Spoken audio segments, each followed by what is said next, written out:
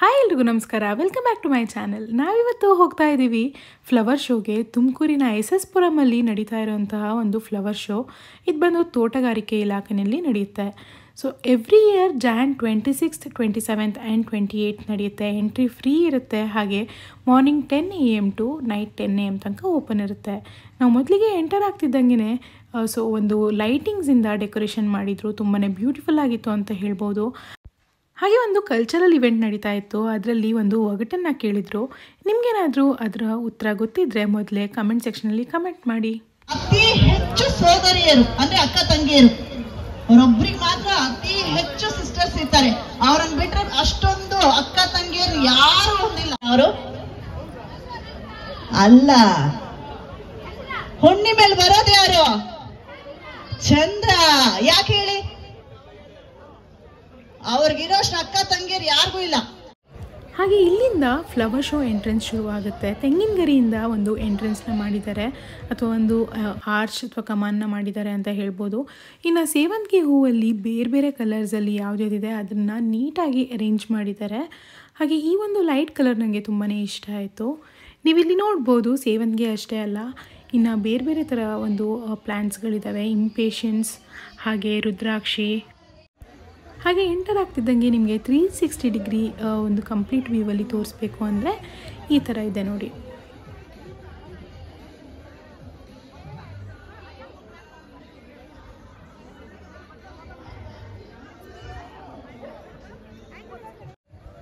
ಹಾಗೆ ತೆಂಗಿನ ಗರಿ ಮತ್ತು ಹಸ್ಕ್ನ ಬಳಸಿ ಚೆನ್ನಕೇಶವನ ಒಂದು ಮೂರ್ತಿನ ಬ್ಯೂಟಿಫುಲ್ಲಾಗಿ ಅವರು ರೆಡಿ ಮಾಡಿದ್ದಾರೆ. ಈ ಒಂದು ಪಾಯಿಂಟ್ಸೆಟಿಯಾ ಅನ್ನುವ ಕಲರ್ಫುಲ್ ಒಂದು ಪ್ಲ್ಯಾಂಟ್ಸ್ ಬಂದು ತುಂಬಾ ಬ್ಯೂಟಿಫುಲ್ಲಾಗಿತ್ತು. ನನಗೆ ಡೌಟ್ ಆಯಿತು, ಇದು ರಿಯಲಾ ಅಥವಾ ಪ್ಲಾಸ್ಟಿಕ್ಕಾ ಅಂತ. ಮುಟ್ಟು ನೋಡಿದೆ, ತುಂಬಾ ಸಾಫ್ಟಾಗಿತ್ತು. ಹಾಗೆ ಇದು ರಿಯಲ್ ಕೂಡ ಹೌದು.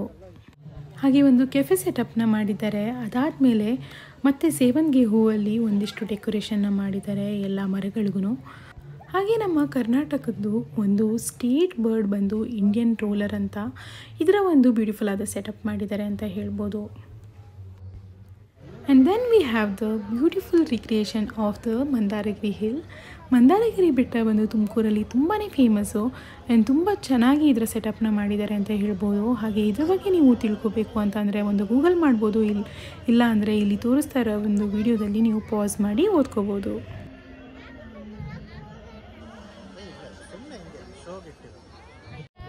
ಹಾಗೆ ತುಂಬಾ ಡೀಟೇಲಿಂಗಲ್ಲಿ ಮಾಡಿದ್ದಾರೆ ಅಂತ ಹೇಳ್ಬೋದು. ಈ ಒಂದು ಸ್ಟೆಪ್ಸ್ ನನಗೆ ತುಂಬಾ ಇಷ್ಟ ಆಯಿತು, ಕಲರ್ ಕಾಂಬಿನೇಷನ್. ಹಾಗೆ ಇದನ್ನು ಒಂದು ಫ್ಲವರ್ ಡೆಕೋರೇಷನ್ ಮಾಡಿರೋ ಅಂಥದ್ದು ಸಂಧ್ಯಾ ಯಾದವ್ ಅನ್ನೋರು. ತುಮಕೂರಲ್ಲಿ ನಡೀತಾ ಇರುವಂತಹ ಫ್ಲವರ್ ಶೋನಲ್ಲಿ ಇದೇ ಒಂದು ಮೇನ್ ಫೋಕಸ್ ಅಂತ ಹೇಳಿದ್ರೆ ತಪ್ಪಾಗೋದಿಲ್ಲ. ನಿಮ್ಗೇನು ಅನಿಸುತ್ತೆ ಅಂತ ಕಮೆಂಟ್ ಸೆಕ್ಷನಲ್ಲಿ ತಿಳಿಸಿ. ಆ್ಯಂಡ್ ತುಂಬಾ ಕಲರ್ಫುಲ್ ಆದ ಒಂದು ಪ್ಲ್ಯಾಂಟ್ಸ್ಗಳಿದ್ದಾವೆ. ತುಂಬ ಜನ ಇಲ್ಲಿ ನಿಂತ್ಕೊಂಡು ಫೋಟೋಸ್ ತೊಗೊತಾ ಇದ್ರು. ನಾವು ಲಾಸ್ಟ್ ಡೇ ಬಂದಿರೋದು 28th ಬಂದಿರೋದು, ಆ್ಯಂಡ್ 26th ಬಂದರೆ ತುಂಬಾ ಚೆನ್ನಾಗಿರುತ್ತೆ. ಯಾಕಂತಂದರೆ ಫ್ಲವರ್ಸ್ ಎಲ್ಲ ಅಷ್ಟೇ ಫ್ರೆಶ್ ಆಗಿರುತ್ತೆ. ಹಾಗೆ ಒಂದಿಷ್ಟು ತೆಂಗಿನ ಗರಿಗಳಿಂದ ಒಂದು ಸುಮಾರೆಲ್ಲ ವಸ್ತುಗಳನ್ನ ಮಾಡಿ ಅವರು ಒಂದು ಪ್ರದರ್ಶನನ ಮಾಡಿದ್ದಾರೆ. ಇದರದ್ದೊಂದು ಎಕ್ಸಿಬಿಷನ್ನ ಮಾಡಿದ್ದಾರೆ. ನಡೆದಾಡುವ ದೇವರು ಅಂತ ಅನ್ನಿಸ್ಕೊಂಡಿರುವಂತಹ ಶಿವಕುಮಾರ್ ಸ್ವಾಮೀಜಿಯವರ ಒಂದು ಗದ್ದಿಗೆನ ರೆಡಿ ಮಾಡಿದ್ದಾರೆ. ತುಂಬಾ ಚೆನ್ನಾಗಿ ಮಾಡಿದ್ದಾರೆ. ಹಾಗೆ ಸೇವ್ ಗರ್ಲ್ ಚೈಲ್ಡ್, ಹೆಣ್ಣು ಭ್ರೂಣ ಹತ್ಯೆನ ನಿಲ್ಲಿಸಿ ಅನ್ನೋ ಒಂದು ಕಾನ್ಸೆಪ್ಟಲ್ಲಿ ಇದನ್ನು ರೆಡಿ ಮಾಡಿದ್ದಾರೆ. ಹಾಗೆ ಹಳ್ಳಿ ಸ್ಟೈಲಲ್ಲಿ ಅಥವಾ ಒಬ್ಬ ರೈತ ಅಥವಾ ಒಬ್ಬ ಫಾರ್ಮರ್ ಯಾವ ಥರ ರೆಡಿಯಾಗಿದ್ದಾನೆ ಅಂತ ಅವರು ಅದರ ಒಂದು ಸೆಟಪ್ನ ಮಾಡಿದ್ದಾರೆ. ಆ್ಯಂಡ್ ಬಾಲಗಂಗಾಧರನಾಥ ಸ್ವಾಮೀಜಿಗಳ ಒಂದು ಫೋಟೋನ ಹಾಕಿ ಅದರ ಒಂದು ಡೆಕೋರೇಷನ್ ಕೂಡ ಮಾಡಿದ್ದಾರೆ. ಇವೆಲ್ಲ ಮಾಡಿರುವಂಥದ್ದು ಒಂದು ತೆಂಗಿನ ಗರಿಯಿಂದ ಮಾಡಿರುವಂಥದ್ದು. ಹಾಗೆ ಒಂದು ಲೇಡಿ ಮತ್ತು ಒಂದು ಬಾವಿನ ರೆಡಿ ಮಾಡಿದ್ದಾರೆ ಇದರಲ್ಲೇ. ಹಾಗೆ ಬ್ಯೂಟಿಫುಲ್ ಆದಂಥ ಒಂದು ನವಿಲನ್ನು ರೆಡಿ ಮಾಡಿದ್ದಾರೆ. ಮೋಸ್ಟ್ಲಿ ಫಸ್ಟ್ ಡೇನೇ ಬಂದಿದ್ದರೆ ಇನ್ನೂ ಸ್ವಲ್ಪ ಗ್ರೀನ್ ಆಗಿರೋದು ಅಂತ ಅನಿಸುತ್ತೆ. ಸೊ 3rd ಡೇ ಆಗಿರೋದ್ರಿಂದ ಸ್ವಲ್ಪ ಬಾಡೋಗಿದೆ ಅಂತ ಹೇಳಿದರೆ ತಪ್ಪಾಗೋದಿಲ್ಲ. And then we have the cutest rabbit. ಇದು ನೋಡಿ ತುಂಬ ಮುದ್ದಾಗಿದೆ. ಈ ಒಂದು ಕಲರ್ ಕಾಂಬಿನೇಷನ್ ಚೆನ್ನಾಗಿದೆ. ಹಾಗೆ ಒಂದು ಬಟರ್ಫ್ಲೈ ಕೂಡ ಚೆನ್ನಾಗಿದೆ. ಫೋಟೋಸ್ ತೊಗೊಳಕ್ಕೂ ತುಂಬ ಚೆನ್ನಾಗಿದೆ ಇಲ್ಲಿ. ಹಾಗೆ ಇದು ಬಂದು ಮಂದಾರಗಿರಿ ಬೆಟ್ಟದಲ್ಲೇ ಇರುವಂಥ ಒಂದು ದೇವಸ್ಥಾನ. ಸ್ಟೆಪ್ಸ್ ಹತ್ಕೊಂಡು ಹೋದ್ಮೇಲೆ ಒಂದು ದೇವಸ್ಥಾನ ಬರುತ್ತೆ, ಅಲ್ಲಿರುವಂಥ ಒಂದು ಸೆಟಪ್ನ ಮಾಡಿದ್ದಾರೆ. ಇದು ಒಂದು ಸ್ಯಾಂಡ್ ಆರ್ಟ್. ವಿವಿಧ ಇಲಾಖೆಗಳ ವಸ್ತು ಪ್ರದರ್ಶನ ಇದೆ. ಅಲ್ಲಿಗೆ ಹೋಗೋ ಮುಂಚೆ ಇನ್ನೊಂದು ಸೆಟಪ್ನ ಮಾಡಿದ್ದಾರೆ. ಇದೆಲ್ಲ ಮಿಲೆಟ್ಸ್ನ ಯೂಸ್ ಮಾಡಿದ್ದಾರೆ. ಇದನ್ನು ನೋಡ್ಕೊಂಡು ಹೋಗೋಣ ಅಂತ ಬಂದೆ. ಒಂದು ರೆಡ್ ಕಾರ್ಪೆಟ್ ಮೇಲೆ ಇಷ್ಟೊಂದು ಚೆನ್ನಾಗಿ ಎಲ್ಲ ಮಿಲೆಟ್ಸ್ನ ಯೂಸ್ ಮಾಡಿ ಬೇರೆ ಬೇರೆ ಥರದ್ದು ಒಂದು ಸೆಟಪ್ನ ಮಾಡಿದ್ದಾರೆ. ನೀವು ಇಲ್ಲಿ ನೋಡ್ಬೋದು ಬೇರೆ ಬೇರೆ ಟಾಯ್ಸ್ಗಳನ್ನು ಯೂಸ್ ಮಾಡಿದ್ದಾರೆ. ಆಗಲೇ ಹೇಳಿದ್ನಲ್ಲ ವಿವಿಧ ಇಲಾಖೆಗಳ ವಸ್ತು ಪ್ರದರ್ಶನ, ಅದರೊಳಗಡೆ ಹೋಗೋಣ ಅಂತ. ಸೊ ಇವಾಗ ಹೋಗೋಣ ಬನ್ನಿ. ಹಾಗೆ ಫಸ್ಟ್ ಎಂಟರ್ ಆಗ್ತಿದ್ದಂಗೆ ರೈಟ್ ಸೈಡಲ್ಲೇ ಫ್ರೂಟ್ಸ್ನ ಯೂಸ್ ಮಾಡಿಕೊಂಡು ಒಂದು ಕೆತ್ತನೆನ ಮಾಡಿದ್ದಾರೆ. ನೀವಿಲ್ಲಿ ನೋಡ್ಬೋದು ಎಲ್ಲ ಲೆಜೆಂಡ್ಸ್ಗಳ ಒಂದು ಕೆತ್ತನೆನ ಮಾಡಿ ಅವರು ಪ್ರದರ್ಶನಕ್ಕೆ ಇಟ್ಟಿರುವಂಥದ್ದು. ಹಾಗೆ ಮೊಸಳೆನ ಹಾಗಲಕಾಯಲ್ಲಿ ಮಾಡಿದ್ದಾರೆ.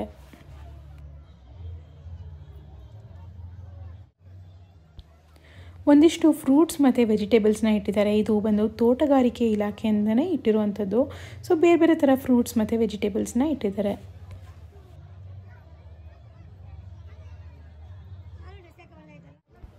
ಆ್ಯಂಡ್ ಗೃಹಜ್ಯೋತಿ ಸೆಟಪ್ ಒಂದನ್ನು ಮಾಡಿದ್ದಾರೆ. ಹಾಗೆ ಬೇರೆ ಬೇರೆ ಸ್ಕೂಲಿಂದ ಒಂದಿಷ್ಟು ಸೈನ್ಸ್ ಎಕ್ಸಿಬಿಷನ್ಗಳನ್ನ ಏರ್ಪಡಿಸಿದ್ದಾರೆ. ಅವರು ತಮ್ಮ ಪ್ರಾಜೆಕ್ಟ್ಗಳನ್ನ ತುಂಬಾ ಕಾನ್ಫಿಡೆಂಟಾಗಿ ಎಕ್ಸ್ಪ್ಲೇನ್ ಮಾಡ್ತಾ ಇದ್ರು.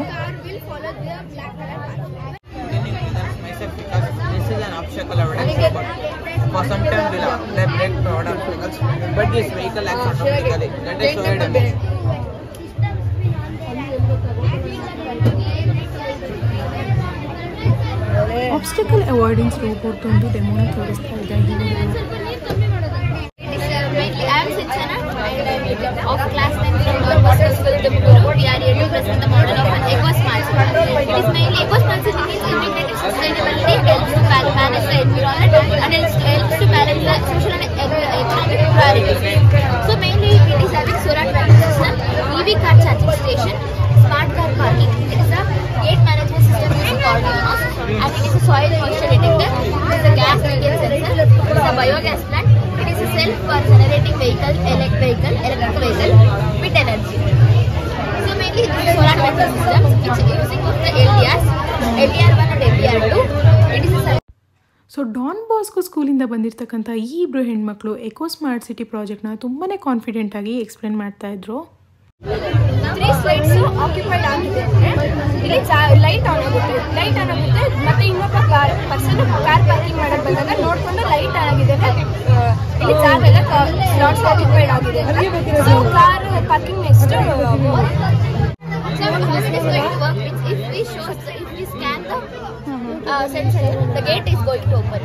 It can be used in the schools and school for staff members and also bank is the safety purpose. If the person may want to exit from here, which the gate is going to open and and ಈ ಎಲ್ಲ science ಎಕ್ಸಿಬಿಷನ್ಗಳನ್ನು ನೋಡಿ ನನಗೆ ನಮ್ಮ school ಡೇಸ್ಗಳೇ ನೆನಪಾಯಿತು.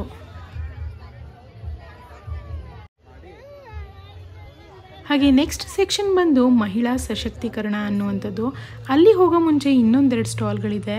ಇಲ್ಲಿ ಬಂದರೆ ಒಂದಿಷ್ಟು ಕಲ್ಲೂರಿಂದ ತಂದಿರತಕ್ಕಂತಹ ಸೀರೆಗಳಿದೆ. ಇದು ತುಂಬಾ ಫೇಮಸ್. ಕಲ್ಲೂರಲ್ಲಿ ಸೀರೆಗಳು ತುಂಬಾ ಫೇಮಸ್ಸು.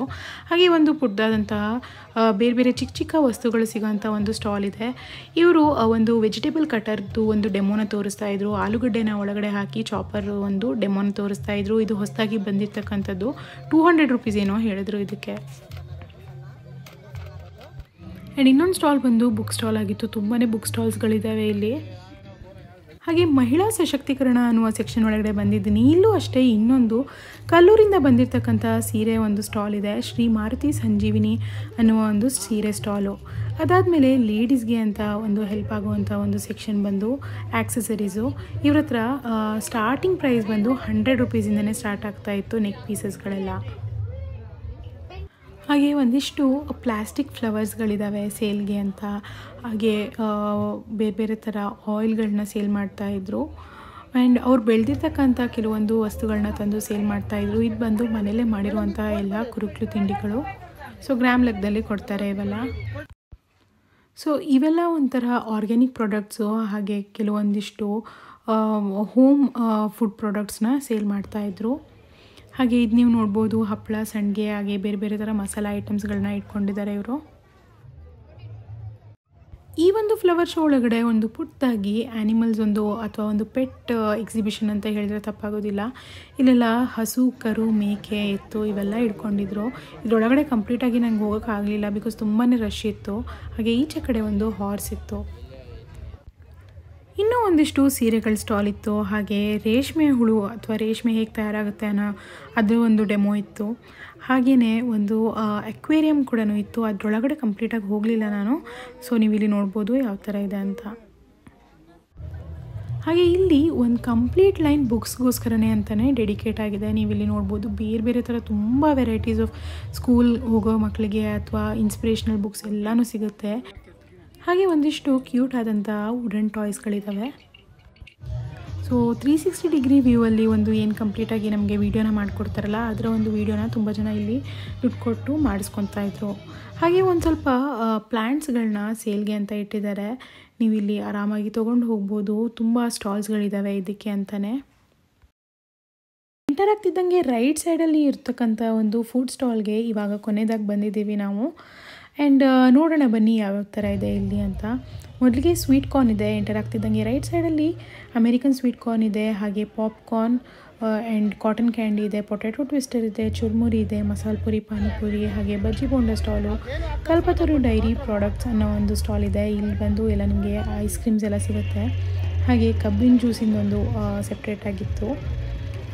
ಹಾಗೆಯೇ ಒಂದಿಷ್ಟು ಮಸಾಲೆ ಪುರಿ, ಪಾನಿಪುರಿ, ಒಂದು ಚುರ್ಮುರಿ ಸ್ಟಾಲು, ಹಾಗೆ ಚಿಬ್ಲು ಇಡ್ಲಿ ಸ್ಟಾಲ್ ಇದೆ. ಆ್ಯಂಡ್ ದೆನ್ ಲಾಸ್ಟಲ್ಲಿ ದೋಸೆ ಸ್ಟಾಲ್ ಇದೆ. ನಾವೇನು ತೊಗೊಂಡ್ವಿ ಅಂತ ಅಂದರೆ ಮೆಣಸಿನ್ಕಾಯಿ ಬಜ್ಜಿ ಮತ್ತು ಬಾಳೆಕಾಯಿ ಬಜ್ಜಿನ ತೊಗೊಂಡ್ವಿ. ಸ್ವಲ್ಪ ಈ ಒಂದು ಕ್ಯಾಪ್ಸಿಕಮ್ ಬಜ್ಜಿ ತುಂಬಾ ಆಯಿಲ್ ಅಂತ ಅನ್ನಿಸ್ತಾ ಇತ್ತು. ಹಾಗಾಗಿ ಮೆಣಸಿನ್ಕಾಯಿ ಬಜ್ಜಿ ಮತ್ತು ಒಂದು ಬಾಳೆಕಾಯಿ ಬಜ್ಜಿ ಒಂದು ತೊಗೊಂಡ್ವಿ. ನಾವು 2 ಪ್ಲೇಟ್ ತೊಗೊಂಡ್ವಿ. ಸೊ 50 ರುಪೀಸ್ಗೆ 3 ಮೆಣಸಿನ್ಕಾಯಿ ಬಜ್ಜಿ ಕೊಡ್ತಾಯಿದ್ರು. ಹಾಗೆ ಒಂದು ಬಾಳೆಕಾಯಿ ಬಜ್ಜಿ ಬಂದು 50 ರುಪೀಸ್ಗೆ ಎರಡು ಬಾಳೆಕಾಯಿ ಬಜ್ಜಿನ ಕೊಡ್ತಾಯಿದ್ರು. ಇದ್ರ ಮೇಲೆ ಒಂದು ಸ್ವಲ್ಪ ಉಪ್ಪು ಖಾರನೆಲ್ಲ ಹಾಕಿ ಒಂದು ನಿಂಬೆಹಣ್ಣನ್ನು ಹಾಕಿ ಅದ್ರ ಮೇಲೆ ಕ್ಯಾರೆಟ್ ತುರಿನ ಹಾಕಿ ಕೊಡ್ತಾಯಿದ್ರು. ಟೇಸ್ಟ್ ತುಂಬಾ ಚೆನ್ನಾಗಿತ್ತು. ನಾನು ಸ್ವೀಟ್ ಕಾರ್ನ್ನ ತೊಗೊಂಡೆ. ಹಾಗೆ ನಮ್ಮ ಫ್ಯಾಮಿಲಿ ಬಂದಿರ್ತಕ್ಕಂಥ ನಾವೆಲ್ಲ ಈ ಒಂದು ಮೆಣಸಿನ್ಕಾಯಿ ಬಜ್ಜಿ ಹಾಗೆ ಒಂದು ಬಾಳೆಕಾಯಿ ಬಜ್ಜಿನ ತೊಗೊಂಡು ಶೇರ್ ಮಾಡ್ಕೊಂಡು ತಿಂದ್ವಿ. ಈ ಒಂದು ಚಿಕ್ಕ ಸ್ಟಾಲಲ್ಲಿ ಟೆಂಡರ್ ಕೊಕೊನೆಟ್ ಓಪನರ್ನ ತೊಗೊಂಡ್ವಿ. ಇದರ MRP ಬಂದು 200 ರುಪೀಸ್ ಇತ್ತು. ಅವ್ರು 100 ರುಪೀಸ್ಗೆ ಸೇಲ್ ಮಾಡ್ತಾಯಿದ್ರು. ಇದನ್ನು ಒಂದು ತೊಗೊಂಡು ಬಂದ್ವಿ. ಈ ವ್ಲಾಗ್ ನಿಮಗೆ ಇಷ್ಟ ಆದರೆ ಲೈಕ್ ಮಾಡಿ, ಕಾಮೆಂಟ್ ಮಾಡಿ, ಹಾಗೆ ಚಾನಲ್ನ ಸಬ್ಸ್ಕ್ರೈಬ್ ಮಾಡೋದನ್ನ ಮರಿಬೇಡಿ. Thanks for watching. ಬಾಯ್.